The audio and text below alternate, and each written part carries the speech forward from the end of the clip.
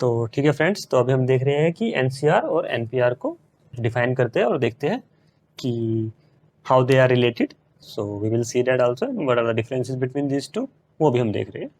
ठीक है, तो सबसे पहले मैं देख रहा हूँ कि एनसीआर में क्या है, सिलेक्शन है, और एनपीआर में क्या है, अरेंजमेंट है। बेसिकली इसका मतलब क्या है कि अगर हमारे पास एन ऑब्जेक्ट्स है, हमारे पास एन ऑब्जेक्ट्स है, अगर मैं कुछ भी ना बोलूँ तो हमें ये सोच के चलना है कि जो एन ऑब्जेक्ट्स है वो डिस्टिंक्ट है। ओके, तो लेट्स से कि मेरे पास एन ऑब्जेक्ट्स है, इसका मतलब कि एन डिस्टिंक्ट ऑब्जेक्ट्स है, और मेरे को ये बोले कि मुझे इसमें से आर सिलेक्ट करने हैं, और and where r is here r is less than equal to n। Okay, तो ऑब्वियसली अगर मेरे को बोलेगा कि इन n ऑब्जेक्ट में से कुछ सिलेक्ट करना है, तो या तो मैं सबके सब सिलेक्ट करूंगा या फिर मैं कुछ सिलेक्ट करूंगा। ठीक है, ऑब्वियसली r जो होगा, जो मैं सिलेक्ट कर रहा हूँ, वो n से कम होगा और मे बी इसके इक्वल होगा। ठीक है, और ऐसे ही एनपीआर का मतलब क्या है कि लेट्स से कि कोई मुझे बोले कि मेरे पास n डिस्टिंक्ट ऑब्जेक्ट्स है और मुझको उन्हें r प्लेसेस पे अरेंज करना है। ओके, तो हियर n इज ऑब्जेक्ट्स और r places, so r places पे मुझे उन्हें अरेंज करना है। ठीक है, तो सिलेक्शन का मतलब कि मुझे सिलेक्ट करना है, अरेंजमेंट का मतलब कि मुझे अरेंज करना है। तो इट्स सिंपल। तो अभी हम थोड़ा और देखेंगे एग्जांपल के थ्रू, तो आपको ज़्यादा समझ आ जाएगा। अगर नहीं आया तो डोंट वरी, इसलिए मुझे चाहिए कि आपको ये सब पता हो, तो इसलिए मैं थोड़ा सा बेसिक्स आपको बता रहा हूँ पहले। ठीक है, ओके, तो उसके बाद क्या होता है, एनसीआर इसमें कॉम्बिनेशन बोलते हैं, इसको परम्यूटेशन बोलते हैं। तो इसमें क्या है, order doesn't matter, order doesn't matter, और इसमें क्या है, ऑर्डर मैटर। सी ऑब्वियसली अगर आप कुछ एन ऑब्जेक्ट्स को आर प्लेसेस पे अरेंज कर रहे हैं, लेट्स से कि मेरे पास 5 बॉल्स है। ओके, लेट्स से कि मेरे पास 5 बॉल्स है और मुझे कोई बोले कि मुझे इनको 2 प्लेसेस पे अरेंज करना है। ओके, तो मे बी 5 बॉल में से कोई भी इन 2 प्लेसेस पे आ सकती है।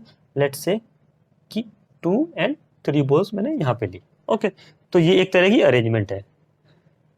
और अगर मैं इस प्लेस पे लेता 3 और इस प्लेस पे लेता 2, ओके, तो ये भी एक तरह की अरेंजमेंट होती, बट ये दोनों डिफरेंट अरेंजमेंट है। ओके, ये दोनों डिफरेंट अरेंजमेंट है।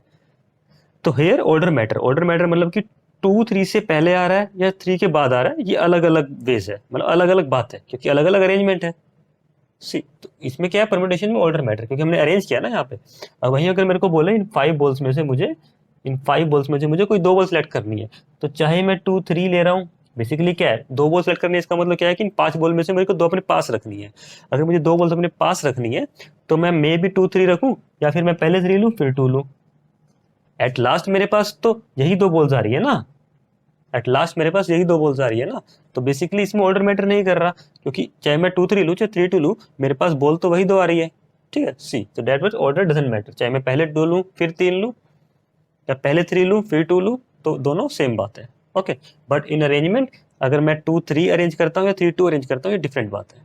ठीक है, तो here order matter in this because this two are different thing, but in combination और in selection we can say ये दोनों सेम ही चीज हो जाती है। अब बेसिकली आपको समझ आया कि सिलेक्शन क्या है, परम्यूटेशन क्या है। तो एक बार इस एग्जांपल देखते हैं। लेट्स से कि मेरे पास 3 बॉल्स है ए बी सी, और whatever you can see 3 distinct objects है, they can be anything, they are distinct object. Distinct objects mean कि जो अलग अलग, हमें पता है इनके बीच डिफरेंस है, मतलब ये एक अलग है, ये बी नाम है, इसका सी नाम है, इसका ए नाम है। ओके, तो अब मुझे बोले कि कोई मुझे सिलेक्ट करना है इनमें से कोई एक। Okay, if we need to select one of them, if we need to select one of them, तो अगर मुझे इनमें से कोई एक सिलेक्ट करना है, तो मे बी मैं ए सिलेक्ट कर सकता हूँ, और मे बी मैं बी सिलेक्ट कर सकता हूँ, और मे बी मैं सी सिलेक्ट कर सकता हूँ। और जब मैं और बोल रहा हूँ, इसका मतलब होता है प्लस। ओके, तो याद रखना, और का मतलब है प्लस, और is equivalent two plus in this, and is equivalent to multiply in this. Okay, तो अभी मैंने क्या बोला, या तो मैं ए, और मतलब या। Okay, either I will select A, और आई विल सिलेक्ट बी, और I will select C. Okay, तो कितने वेज है मेरे पास 3 बॉल्स है, 3 बॉल्स है। ठीक है ना, 3 बॉल्स है, उनमें से कोई भी एक सिलेक्ट करना है मेरे को, 3 चूज 1। ओके, सो 3 चूज 1, तो वही 3 वेज कौन कौन, 3 चूज 1 मतलब 3। ओके, 3 चूज 1 मतलब 3। ओके, सो 3 वेज है, मतलब 3 वेज कौन कौन से है, either I will select A, और आई विल सिलेक्ट बी, और I will select C. These are the only 3 ways. Okay, अगर मेरे को बोले कि इन तीनों को अरेंज करना है, और मेरे पास एक ही पोजीशन है, राइट, एक ही पोजीशन है, अगर मैं बोलूँ कि मेरे पास एक ही पोजीशन है, तो इस पर कैसे कैसे अरेंज कर सकता हूँ मैं। मेरे पास एक ही पोजीशन है, इसका मतलब क्या है, अकॉर्डिंग टू दिस अगर हम देखें तो हमको पता है कि इसका आंसर होना चाहिए 3p1 which is also 3। Okay, और ये 3 कैसे है, लेट्स से कि यहाँ पर a आ सकता है और इस प्लेस पे अभी एक ही प्लेस है, सो आइदर यहाँ पर a आएगा, ओके, या फिर यहाँ पर b आएगा, या फिर यहाँ पर c आएगा। ठीक है, यहाँ पे एक ही आएगा। ओके, मतलब आइदर इस प्लेस पे a आएगा, आइदर इस प्लेस पे b आएगा, आइदर इस प्लेस पे c आएगा। सी, अब ये थोड़ा आप देखो तो ये प्रॉब्लम और ये प्रॉब्लम ऑलमोस्ट सेम है। सेम कैसे कि मेरे को तीन में से कोई एक सिलेक्ट करना था इस प्रॉब्लम में, और इसमें मुझे क्या करना है, तीन में से एक सिलेक्ट करके इस एक पोजीशन पे डाल देना है। हम क्या कर रहे हैं, तीन में से कोई एक सिलेक्ट कर रहे हैं और फिर उसको इस पोजीशन पे डाल दे रहे हैं। अब वहां पर एक ही पोजीशन है, तो ऑब्वियसली मैं ये बोलूँ 3c1 या 3p1 एक ही बात है। बट इसका मतलब ये नहीं है कि NPR इक्वल्स टू NCR हो जाएगा। Okay, NCR is not equal to NPR। Okay, so in this problem we are getting answer as same. Okay, but अगर यहाँ पे 2 प्लेसेस होते, ठीक है, और मेरे को सिलेक्ट भी 2 करना होता, ओके, अगर मेरे को सिलेक्ट भी 2 करना होता तो आंसर क्या होता, 3c2 मीन्स 3c2 क्या होता, मीन्स कि either I will select AB or I would have select BC or I would have select AC. That is the only possibilities. So which is also 3. Which are these 3 cases? These are the 3 cases. Okay. So अगर मुझे कोई बोले कि 2 arrange करने होते, so what would I have done is either I will select AB or BA because shuffle हो सकते थे. Either I would have select BC or CB. Either I would have select AC or CA. So these are the only cases which is 6 ways. Okay, which is 6 ways. So what I want to say is कि first मैंने क्या किया, पहले जो मैंने 3 case select किए थे पहले मैंने वो सिलेक्ट कर लिए, like AB, BC and AC। Okay, पहले सिलेक्ट कर लिए, ठीक है। सो 3c2 वे से मैंने पहले सिलेक्ट कर लिए। अब उसके बाद इन दोनों को, जो ये 2 आया, इन दोनों को मैंने अरेंज किया। अरेंज कैसे किया, 2 फैक्टोरियल वे से। क्यों 2 फैक्टोरियल से किया, क्योंकि अगर मेरे पास 2 ही प्लेसेस है और 2 ही उसके अंदर डिस्टिंक्ट ऑब्जेक्ट्स है, अगर मुझे इनको अरेंज करना है तो वो 2 फैक्टोरियल बेस से अरेंज कर सकता हूँ।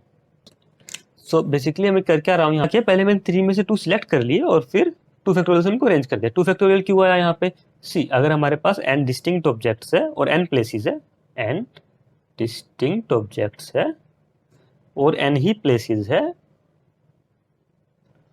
तो मैं n फैक्टोरियल वेज से इनको अरेंज कर सकता हूँ। सी, ठीक है, अरेंज कर सकता हूँ। हाँ, ये कैसे आया, सी, अगर मेरे पास n डिस्टिंक्ट ऑब्जेक्ट्स है और n ही प्लेसेस है, लेट्स से कि मेरे पास n प्लेसेस है, ठीक है, और n ही, ये लेट्स से कि n प्लेसेस है और n ही ऑब्जेक्ट्स है, इसका मतलब क्या है कि हर पोजीशन पे एक ऑब्जेक्ट आ रहा है, यहाँ पे हर ऑब्जेक्ट आ रहा है। सो मे बी यहाँ पे 4 हो सकता है, मे बी यहाँ पे n हो सकता है, क्योंकि हमारे टोटल n ऑब्जेक्ट्स है ना। तो ऐसे ऐसे तो मुझे कितने वेज में इसको अरेंज कर सकते हैं, ठीक है। यहाँ पे मे भी कुछ हो रहा है, यहाँ पे भी कुछ है, यहाँ पे भी कुछ है। क्वेश्चन है कि इसके n प्लेसेस पे n ऑब्जेक्ट्स को अरेंज करने के कितने वेज है, ठीक है। तो क्या वेज हो सकते हैं, कोई भी कहीं पे भी आ सकता है ना। तो मेरे पास n ऑब्जेक्ट्स है और n प्लेसेस पर इनको अरेंज करना है, which is n factorial upon 0 factorial, which is n factorial only. और अगर आप इसको ऐसा देखना चाहते हो तो ऐसा देख लीजिए, नहीं तो हम क्या कर सकते हैं कि मेरे पास n ऑब्जेक्ट्स है और n प्लेसेस है। अगर मेरे पास n प्लेसेस है, अगर मेरे पास n प्लेसेस है, लेट्स से कि ये n प्लेसेस है, तो फर्स्ट प्लेस के लिए मेरे पास फर्स्ट प्लेस के लिए मेरे पास कितने वेज है, इसमें से 1 से लेके n तक कोई भी ऑब्जेक्ट डाल सकता हूँ मैं। लेट्स से कि इसके लिए n वेज है, सेकंड के लिए मेरे पास n-1 वेज है, क्योंकि जो यहाँ पर आ गया वो यहाँ पर नहीं आएगा ऑब्वियसली। अगर मैं कोई भी ऑब्जेक्ट, लेट्स से कि यहाँ पे मैंने कोई एक ऑब्जेक्ट चूज कर लिया, let's say 2, okay, let's say number 2 ball is here, okay. तो अभी बची हुई मेरे पास n-1 बॉल्स के लिए यहाँ पर है सिलेक्शन, तो लेट्स से मैंने यहाँ पे भी एक सिलेक्ट कर ली, नंबर 4 बॉल। सो बची हुई n-2 के लिए मेरे पास यहाँ है, ठीक है, तो बची हुई n-3 के लिए यहाँ है। तो ऐसे चलते चलते कॉन्टिन्यूस लास्ट पोजिशन पे मेरे पास एक ही बॉल बचेगी ना, क्योंकि n थे तो मैं n से चला, तो n-1 is n। So basically, और यहाँ पर हाँ सही, तो मुझे इस पोजीशन पे भी एक एंड, साथ में इस पोजीशन पे n-1 एंड इस पोजीशन पे n-2 वेज है एंड इस पोजीशन, इस पोजीशन पे n वेज है एंड इस पोजीशन पे n-1 वेज है एंड इस पोजीशन पे n-2 वेज है एंड सो ऑन, लास्ट में हमारे पास 1 बचेगा, ठीक है। सो ओवरऑल हमारे पास n into n-1 into n-2 into so on up to 1 which is equal to n factorial. So ऐसे लिख सकते हैं। सो यहाँ पर 2 फैक्टोरियल क्यों है, क्योंकि हमारे पास 2 ऑब्जेक्ट्स थे और 2 ही प्लेसेस थे, ओके। सो इसलिए इंटू 2 फैक्टोरियल। अरेंजमेंट हम क्या कर रहे हैं, पहले हम सिलेक्ट कर ले रहे हैं, ठीक है, पहले हम सिलेक्ट कर ले रहे हैं, ठीक है, और फिर उनको उसमें प्लेसेस पे अरेंज कर दे रहे हैं। सी सो मैं ये बोल सकता हूं कि NPR equals NCR into R factorial, okay. See okay, तो हमने क्या देखा यहाँ पे, जो अरेंजमेंट जो है वो क्या है, selection into arrangement of those r objects, ठीक है ना। ओके, सो हम आगे बढ़ते हैं और हम देखते हैं कि एंड और को थोड़ा और अच्छे तरीके से देखते हैं।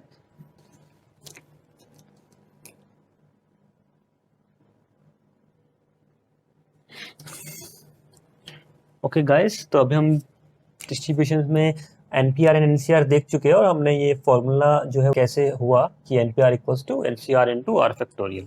तो डिस्ट्रीब्यूशन के लिए जो हम सेकंड चीज जो हमारे स्ट्रक्चर में है जो रिक्वायर्ड है उसमें आता है एंड और। तो काफ़ी बच्चों को कंफ्यूजन रहती है कि एंड कब करना है और कब करना है, बेसिकली मल्टीप्लाई कब करना है या प्लस कब करना है।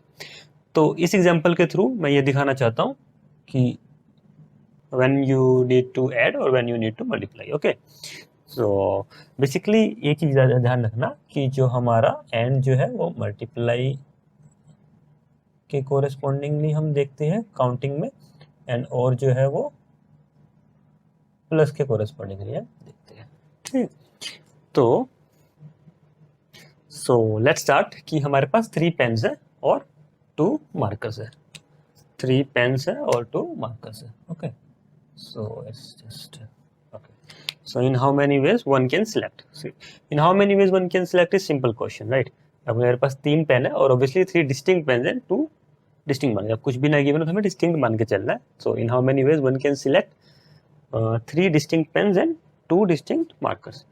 तो अभी हमें let's say कि हमारे पास 3 पेन्स है, let's say कि pen 1, pen 2, pen 3, marker 1 and marker 2। So in how many ways one can select. अगर मेरे को कोई बोले कि मेरे आगे 3 पेन पड़े हैं, 2 मार्कर्स पड़े हैं, तो क्या करोगे, either you will select pen 1 or you will select pen 2 और यू विल सिलेक्ट पेन 3 और you will select marker 1 or you will select marker 2। सी अगर आपके आगे 3 पेन पड़े और 2 मार्कर बोला, आपको कोई बोले कि आपको कोई एक चीज सिलेक्ट करनी है, तो आप क्या करोगे, आप ये करोगे ना, या तो आप ये मतलब बेसिकली क्या है कि आपके पास एक पोजीशन है और आपके पास 5 डिस्टिंक्ट चॉइसेस है। सो कैसे फिल करोगे उसको, 5 में से फिल कर सकते हो simply, either you will take here P1 or you will take P2 और यू विल टेक P3 और यू विल टेक M1 और यू विल टेक M2। और व्हेन आई विल सेइंग और it means we are adding, okay. Either I will say P1, या तो P1 लूंगा या फिर P2 लूंगा या फिर P3 या फिर M1 या फिर M2। See that is why we are adding here, see और, है ना। And when you need to multiply, see this is a important one. So in how many ways one can select both pen and marker when you need to choose both pen and marker? So what does it mean? It means ki you have pen 1, pen 2, pen 3, marker 1 and marker 2, okay. So you need to select both pen with marker. So see if you would have selected pen 1 and along with you have 2 choices, marker 1 or marker 2. See, so 2 choices is P1 M1 and P1 M2, right? Similarly, if you would have chosen P2, you would have also have 2 choices P2 M1. Means if you have chosen P2, then you would have 2 choices also P2 M2, right? And if you would have choose P3, then also you would have 2 choices only, M1 and M2. See, so P3 M1 and P3 M2. See, so what I'm saying is कि along with pen you are selecting either marker 1 or marker 2 along with pen 1, okay. So either you will select So pen and marker, you have to choose both. So for each pen you are selecting 2 markers, right? For each pen you are selecting 2 markers, right? So for each, how many pens are there? 3 pens and 2 markers. While I'm saying and, so this is 6. Okay, so 6 ways are there, right? 6 ways are there for selecting both pen and a marker, right? But if the question is like, let's say there are n, there are some balls. Okay, let's say there are some balls. Okay, and if I want to know how many balls are there, right? So for each, okay, so these are our balls, these are all distinct. Okay, so if I ask you how many balls are there, see, if I ask you how many balls are there in this, so what you will do, you will not count like this 1 2 3 4 5 6 7 8 9 10 10. What you will do is you will calculate how many balls are there. See, let's say 1 2 3 4 5 6. So let's say there are 6 rows, right? And you will count number of columns, right? 1 2 3 4 5 6 7 8. So 8 columns. Okay, so what you will do, for each row there are, for each row there are 8 columns, right? See, so how many rows are there? 6 rows, and for each rows there are 8 columns. So that's why you are doing multiply here, na? So 48 balls are there, right? So similarly, for each pen there are 2. For each pen there are 2 markers, and for there are, how many pens are there? There are 3 pens. So that means there are 6 ways you can select. What are these 6 ways? These are the 6 ways. Okay, either you would have chosen P1 with M1 and P1 with M2, P2 with M1 and P2 with M2, P3 with M1 and P3 with M2. Okay, now let's move to our next topic, which are some identities in this what we have discussed so far, NPR and NCR. See, I'm not going so much deep in this topic. See, these are some concepts needed in distribution, so I don't want to jump directly to the distributions. Okay,